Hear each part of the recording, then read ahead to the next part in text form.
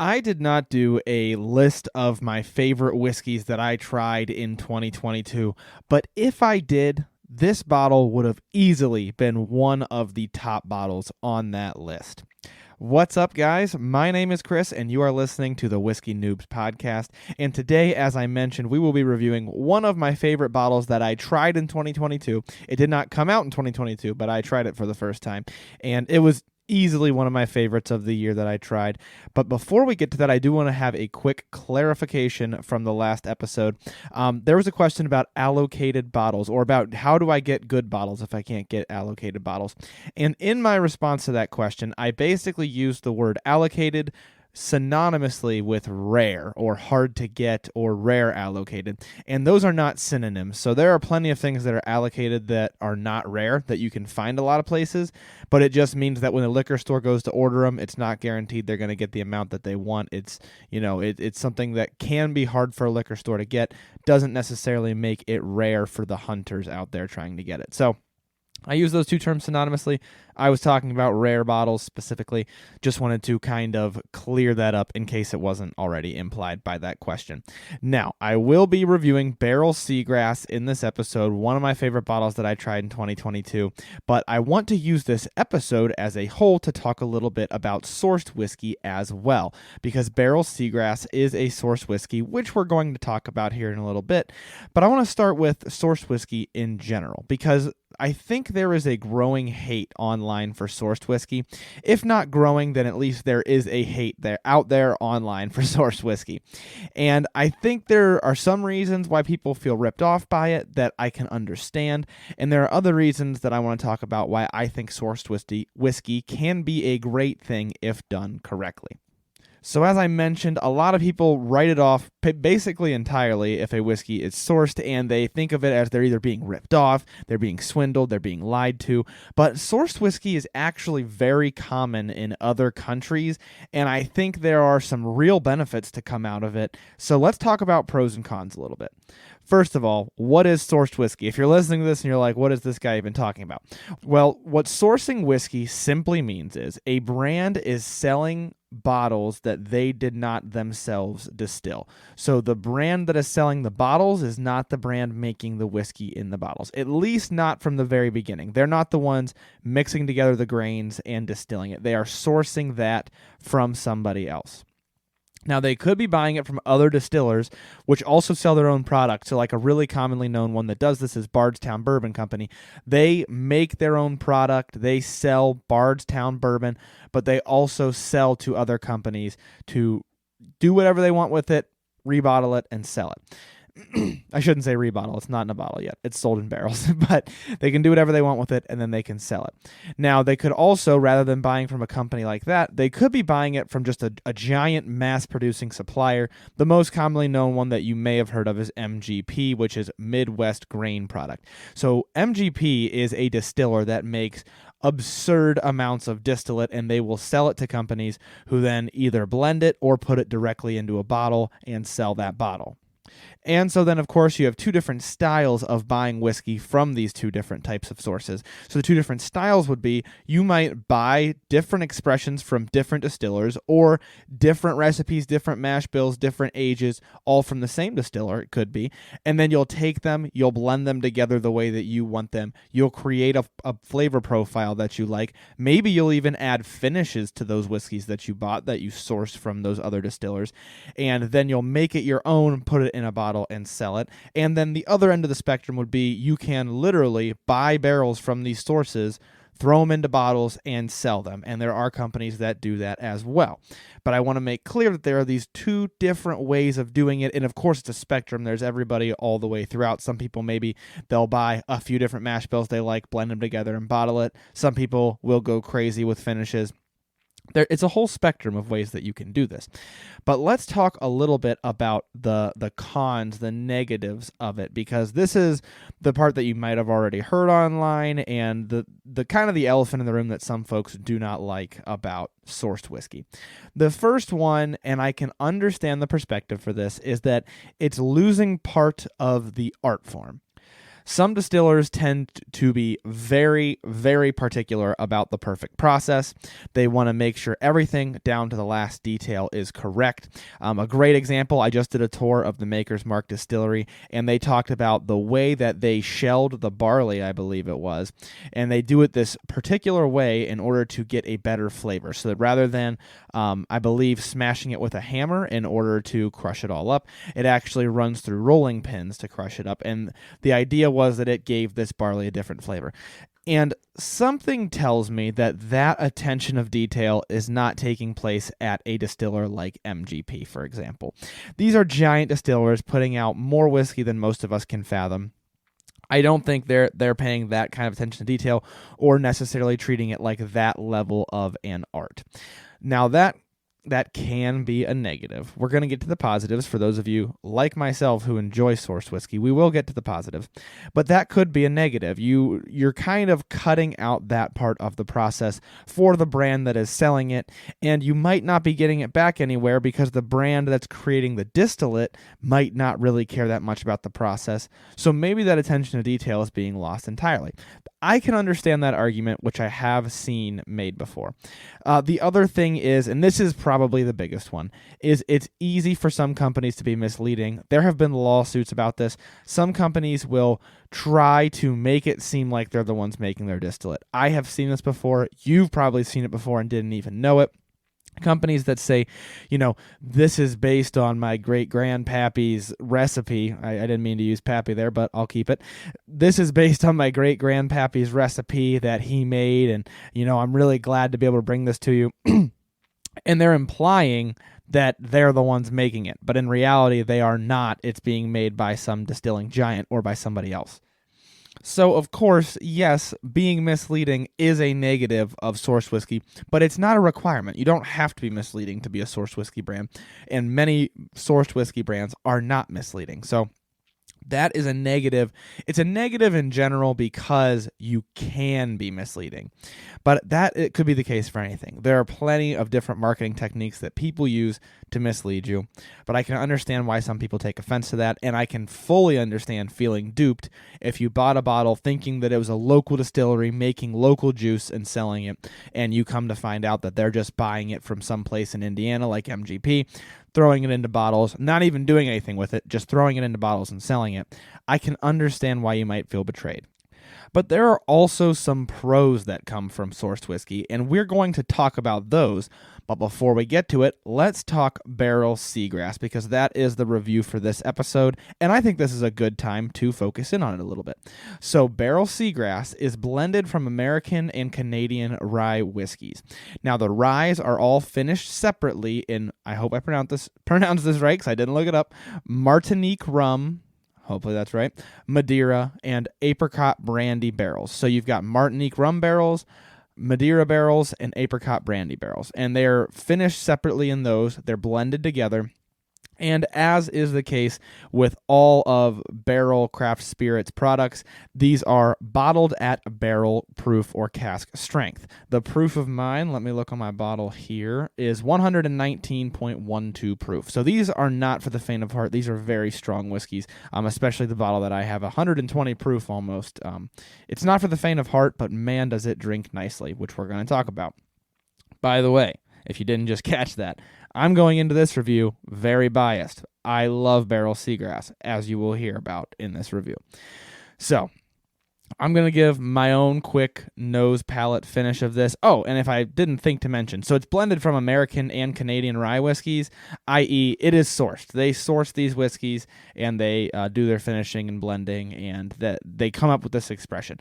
Barrell Craft Spirits is well known for the fact that they source their whiskeys, they blend them together into unique expressions, they do a lot of different finishes and different aging for their whiskeys, and then they bottle them. So they are doing it what I would consider the best way, and that is they are taking sourced whiskey and creating an artful expression with it that is absolutely enjoyable if you have a palate similar to mine. So let's do a quick nose palate finish. Fair warning, I burnt my tongue probably an hour and a half ago eating dinner. Not an overly spicy dinner, so I thought this is going to be good for my palate. And then I burnt my tongue, so I thought that's not good for my palate. So this might partially be based on memory. I have had this quite a few times, and I'm going to use my memories to try to come up with a nose palate finish along with what is left of my taste buds. So let's do that right now. So on the nose, it's so bright, it's so fruity, it's got a lovely light fruit smell to it. Something new this time, and maybe it's because I burnt my tongue, but when I took my first sip of it earlier, I was like, wow. Something new that I noticed was a little bit of like a lemony zest to it that I haven't got before, but it definitely has light fruit to it. Maybe just a little bit of like I don't want to say spice in the same sense as like a bourbon, but like a nice light spice, almost like a lemon with like cinnamon on it. This lemon is new for me, but that's sort of an idea. And then it's definitely sweet. I don't know the sweetness yet. Let me take one more nose of it. I know it's not going to sound like these things go together, but just trust me on this. It's got a nose kind of like a very, very light butterscotch, like just a light amount with, like I said, that like lemony zest.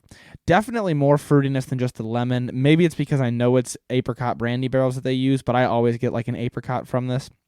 And then a little, just a touch of like a cinnamon brown sugary, just like a real light touch of that.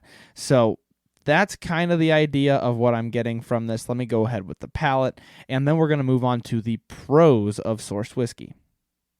Now, on the palate, I do think the fruit gets a little bit darker in my opinion. I don't particularly eat a lot of apricots, but it does remind me a little bit of like a plum.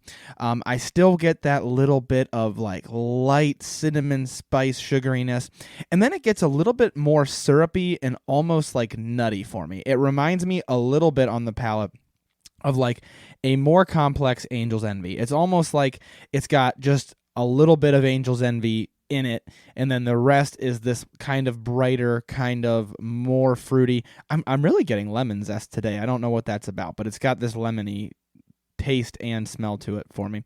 But it has a little bit more of that Angel's Envy type nuttiness / depth and plumminess that I'm getting from it. So overall, just a super enjoyable palate. I'm not going to get too in-depth into it. We are going to talk about the notes that they say you should get, mainly because I burnt my tongue, and I can't go crazy with this palate because every sip burns a little bit more on my tongue, and I'm definitely not tasting as much as I normally do. But that's almost a good thing. The real flavor notes that I'm getting from it are really having to shine through because I'm not getting so much from it right now. And so I would say definitely that plumminess, that syrupy sweetness. And I think what really makes this a balanced palate is you have that dryness of the rye that you get from rye whiskeys a lot of the time. It is not overwhelming like it is with a lot of dry whiskeys. That finishing really brings it down to a more manageable level, but the dryness helps to balance out the sweetness. So whereas like with an Angel's Envy, it might almost start to feel like it's too sweet. It might kind of be like, okay, I need a breath of air. This has that breath of air in it. And I don't want to compare it too much to Angel's Envy. I just noticed that on the palate it gave me a little bit, like one of the notes of the palate reminds me of Angel's Envy. But my point is, whereas with some finishes you really get bogged down by it just can be so overwhelmingly sweet, the rye really pops through and helps make it a little bit more refreshing. And then, of course, being at barrel strength, you also aren't watered down so much. So it really doesn't overwhelm your palate with just the sweetness of the finishes. It has a really nice balance to it. And that's what I enjoy about it so much. Now, I can't speak much to the finish of it because right now I can feel exactly where my dinner burnt my tongue, and it is lighting it up like a Christmas tree. So I can't speak much to it from what I'm experiencing right now. I can say from past experience, I always thought it had such a great finish considering it's 120 proof. Of course, it's going to be a little bit fumey in your mouth. Of course, it's going to burn a little bit. It is 120 proof. But for the proof, I have always considered it super smooth, and that's one of the things I like so much about it. That and the fact that you're getting this super sweet finished palate that's balanced out by the dryness and spiciness of the rye. I love that about it. All right, so that is my nose palate finish, my impression of Barrell Seagrass. I could go on all day about it probably, but we will get to the notes that they say you should get. First, I want to talk about a couple of pros or benefits of sourced whiskey. These are fully in my opinion. This is totally just my personal opinion, as were the cons. These are the things that I see, and I see people complain about, and I see people talk about, and this is just my take on it. So, some of the benefits, I think. The first is that you can take blending to a whole new level.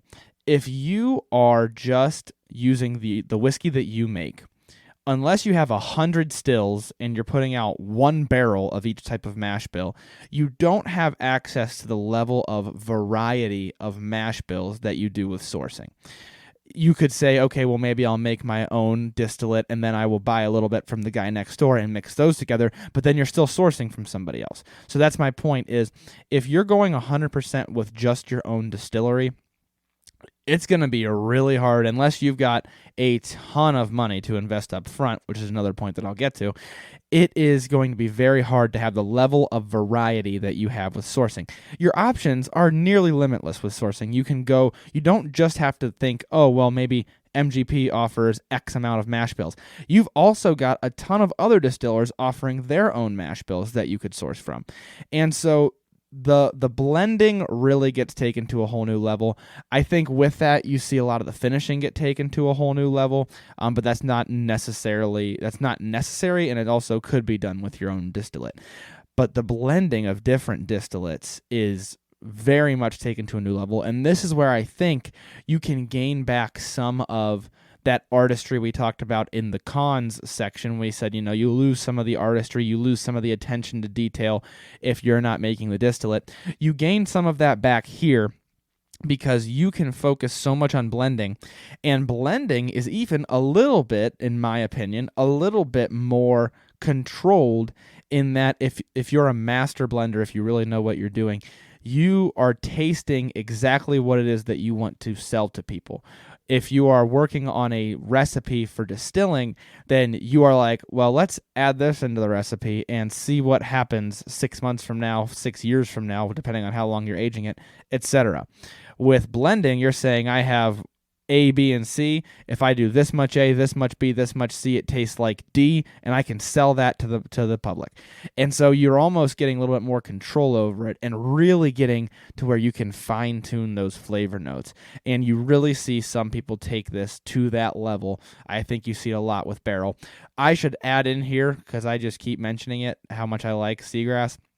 I'm not sponsored by Barrell by any means. I'm not being paid to say this. I just really, really like Barrell Seagrass. If they want to sponsor me, hey, Barrell, if you want to sponsor me, shoot me a message. I would love to, because I love your products. But at any rate, I'm not sponsored by them. I'm not being paid to say this. They didn't even give me this bottle for free. They've given me some stuff for free, but this bottle I bought at the store, and I just absolutely love it. So just wanted to make sure that was clear to everybody. So we've got that you get a little bit of the artistry back in the blending of it, and I think a lot of people do tend to forget that you're not just, and some people, the reason for this is that some brands do buy a barrel, bottle it, and sell it.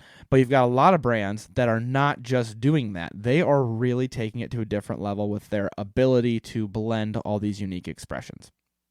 And now the next pro that I want to mention, and this is a really big one. I talked about this a little bit in my interview with Chris Fredrickson from Traverse City Whiskey Company, and that is it lowers the barrier to entry in the distilling game or in the whiskey blending and selling game. The barrier to entry, if you can't source whiskey, is really, really high. You have to have enough money to buy a distillery with operating functional stills, which is not cheap at all. And then you have to be able to say, we're not going to make any money on our whiskey for, if you're making a straight bourbon, let's say, for 2 years. We're not going to make a dime off our whiskey. Maybe we'll run some stills and make some clear product like vodka or gin or something and sell that to keep the lights on. But we're not going to make any money from our whiskey. We're going to pile up inventory and let it set for 2 years.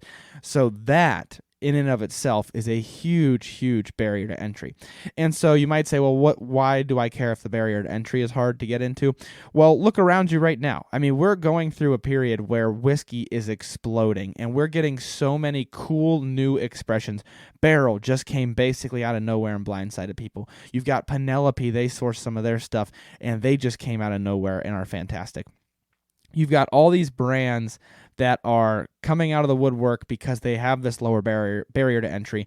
And I don't know why I can't say barrier today. This lower barrier to entry, and they are able to do that because they can source their product. So are some people going to abuse it? Are some people going to buy 100 barrels from MGP of the same stuff, blend it all together, and just sell it and say that it's their own stuff? Absolutely, you're going to have some of that. But some companies are taking it to a different level and are really keeping the art in it, and I really appreciate that. And I think it is absolutely a good thing. I think the same thing about sourced whiskey as I think about any other type of misleading marketing. If you're being honest, it has its merits. If you're not being honest, then that's what makes it look bad, and that's what makes it stink, is when people are being dishonest, or at least trying to look dishonest. And then, of course, something that isn't even really a pro, but just is important to keep in mind is, as I mentioned in the beginning, other countries do this like crazy. I mean, in Ireland and in Scotland, you've got a ton of sourced products that are just blended together. You have that with Japanese whiskey as well. And you have these folks who have risen to the top of the sourcing industry in those countries and are master blenders. They're very good at tasting this, tasting that, and tasting the other, and putting them all together and making something that tastes fantastic. So this isn't something that's new to the world. It's just something that's newer to the bourbon world and to the American whiskey world, and especially gets a bad rep because of people who are dishonest about it early on, trying to make it sound like it's some local juice from some age-old local recipe is absolutely it's a reason for you to think you got duped. I can fully understand that. But there are a lot of good things to come from it, like this Barrell Seagrass that I'm drinking right here. And as a matter of fact, let's get to the flavor notes of that Barrell Seagrass. So Barrell lists the notes online for if you're drinking it neat. And for the nose, it says, high concentrations of bright, fruity esters lend a perfume-like character to the aroma. I totally agree with basically everything in that first sentence. I've mentioned this before. I'll mention it again. Don't always trust the notes that distillers give you. A lot of times they dress their stuff up to make it sound a little bit better than it is. I don't want to give anybody the impression that you should always be like, oh, I got to be able to taste what the distiller says. Sometimes distillers maybe don't lie, but maybe it doesn't fit your palate by any means. But I agree with that whole first sentence. Moving on to the second sentence of the nose, we've got honeydew melon and plum sit alongside a slice of ripe apricot resting out in the sun. Underlying rye is revealed by a sea-like salinity, tarragon, and elderflower. Now, I'm not even going to pretend to know what tarragon and elderflower taste like or smell like, so I can't speak to that. I can absolutely speak to the fruitiness of it in general. I mentioned plum on the palate. I could see it in the nose as well, but I still stand by the fact that I get a little bit of like a lemon in the nose, at least right now. I haven't before, so I might throw that in there. And then salinity, I think, is really a good one that I didn't even think of. A little bit of like a saltiness to it, especially, I think, on the palate, but my tongue is burnt right now. Maybe that's making it seem a little salty, but I could see that as well. And just, once again, overall, they mentioned honeydew, they mentioned plum, they mentioned apricot. The moral of the story here is fruity. I mean, if you aren't sure how a whiskey can taste fruity, this is the whiskey to try. And then I love that they mentioned there's that underlying rye that brings these new elements. Once again, I don't know what tarragon and elderflower tastes like, but I like to think of it as it's a little bit, elderflower, I guess, probably floral. It's a little bit of this dryness, this floral, a little bit of spice in there, in my opinion. Maybe that's what tarragon smells like. I have no idea. And it really helps to balance out that fruitiness. Now on the palate, we have sweet and juicy. Seagrass opens on pear, lychee, and white grapefruit. I have not the first idea what lychee is, but white grapefruit, super accurate. I would say that's the lemon, the thing that I'm calling lemon. Absolutely. Classic rye flavors of cinnamon, rosemary, fennel seed, and rosehip aren't far behind. As I mentioned, cinnamon definitely in there. I like the rosemary. There's probably a little bit of an herbal note in there that I did not mention. And then they say rose hip and fennel seed. Unctuous, wow, they use vocab words that I'm not used to reading out loud. I'm an engineer. I work more with numbers. This is a little bit tough.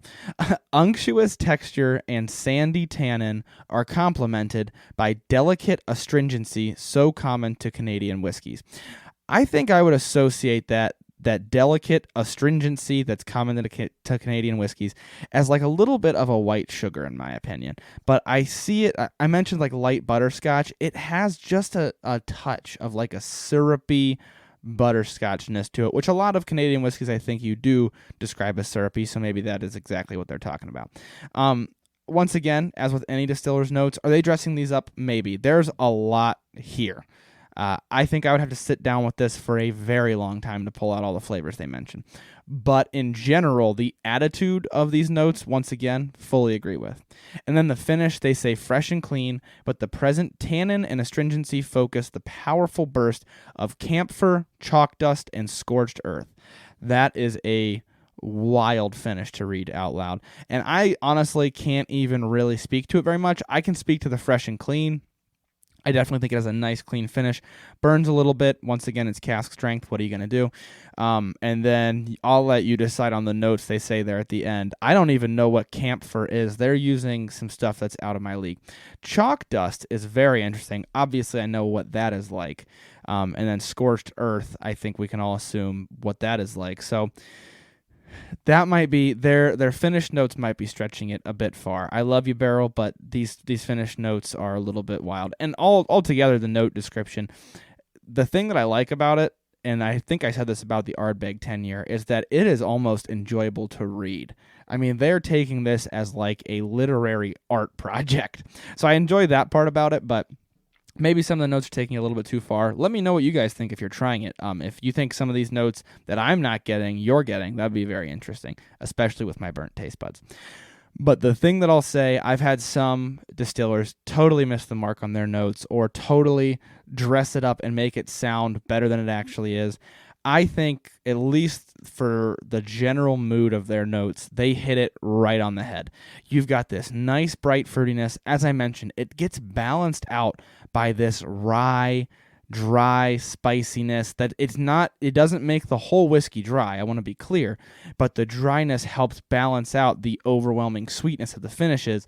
You've got this fire and ice coming together, which I think is what I like so much about Barrell Seagrass. It's got such a great balance. We talked about in the Green Spot episode not having a lot of balance. And I tried Green Spot again very recently to just give it another chance and see what I thought about it. And I felt the same way. I think it has a really great flavor if you like those notes, but it goes all the way the direction of those pale notes. This has such a cool balance to it between that incredibly sweet finish note that a lot of Finnish whiskeys have and that rye dryness that rye gives you. I really enjoy that about it, and I think that is reflected in the notes that they give you.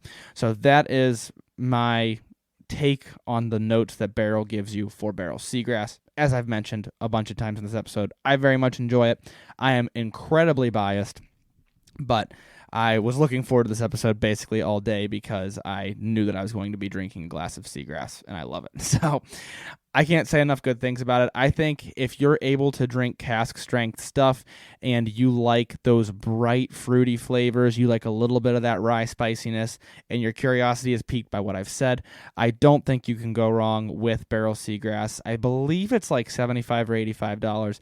It's definitely a higher caliber whiskey, and that's a lot of money, especially if you're used to bourbons, but it's on that higher caliber in my opinion. So I'll stop gushing about Seagrass. Let's wrap up some thoughts about source whiskey. As I mentioned, you lose some of the artistry in the fact that you're not distilling it. You could be dishonest, but you gain some artistry in the variety that you are able to blend with. And if you're being honest, I think that really helps out with the artistry of blending and also helps out with the lower barrier to entry for new people to come into the business and be able to do new things with it. So that's my overall take on sourced whiskey. I personally think that when it is done correctly, sourced whiskey can be awesome, as seen with this review of Barrell Seagrass here. But let me know what you guys think. Let me know if you've been duped. And of course, let me know what you think about the Barrell Seagrass if you are on the email list and you gave it a try. That's all that I've got for this episode. I'm going to go enjoy the rest of this glass of Barrell Seagrass with my burnt tongue and hope that it stops hurting so much. I will leave you guys with learn to drink, drink to learn. Thank you for listening to this episode of Whiskey Noobs. If you like the show, please make sure to leave a 5-star rating or review to help grow the show and get the word out. You can also find more Whiskey Noobs content on Instagram at whiskey_noobs and on TikTok at Whiskey Noobs Podcast. If you want to drink right along with me, make sure to join the email list by sending an email to whiskeynoobspodcast@gmail.com with a subject line saying email list. You will receive monthly emails with a list of the whiskeys that will be featured throughout the month so that you can buy them ahead of time and drink right along with the show. Once again, thanks for listening to this episode. The Whiskey Noobs Podcast does not support underage or otherwise irresponsible consumption of alcohol.